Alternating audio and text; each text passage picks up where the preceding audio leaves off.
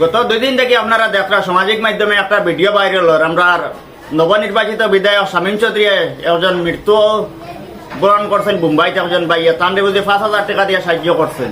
এটা একদম অপপ্রচার চালাইতে এবং ডিজিটাল বিকারী যারা যে প্রতারণা করছেন তান্ডে হয়তো প্রতারণার শিকার করছেন, তাই নৌ ব্যক্তিত্ব ভোটার পরে রেজাল্ট হইবার আগে আপনারা দেখছেন সামাজিক মাধ্যমে বালিয়ার বাজারও আমার গুদাম বাবু নামে পরিচিত তান ছেলেরে বেমারি দেখা তাইছেন এবং উৎসাহ টিলাত বাইয়া উঠিয়াও দেখছেন গিয়া তান ছেলে বেমারি দেখার পরে ও কথা কইছেন আমার কাছে যে পরিমাণ এখন আছে এই পরিমাণ টাকা দিলে তো তান সুস্থতা হইতো না, তুমি তাই আগামীকালকে যাইও আমার লগে মিলিও, আমি যতটুকু সম্ভব সাহায্য করবো।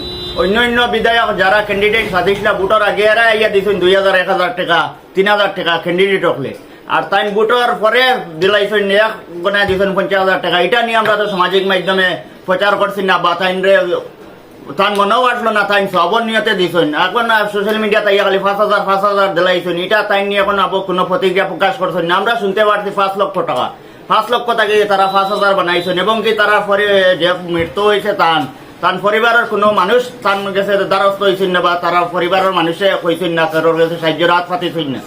এরা প্রতারক যারা আছেন এরা প্রতারণা করছেন। এখন যদি আমার বিধায়ক আইনের দ্বারস্থ হন আর কোনো অ্যাকশন নেব এরার উপরে, তখন সোশ্যাল মিডিয়া তাইয়া কন্যা জানি তানরে বলিয়া বিধায়কে আইনের দ্বারস্থ হয় তাই হেরানি পড়ে গেছেন। এটা তাই সাবধান তাও আমি ও কথা ভিডিওর মাধ্যমে এরারে কইতে চাই।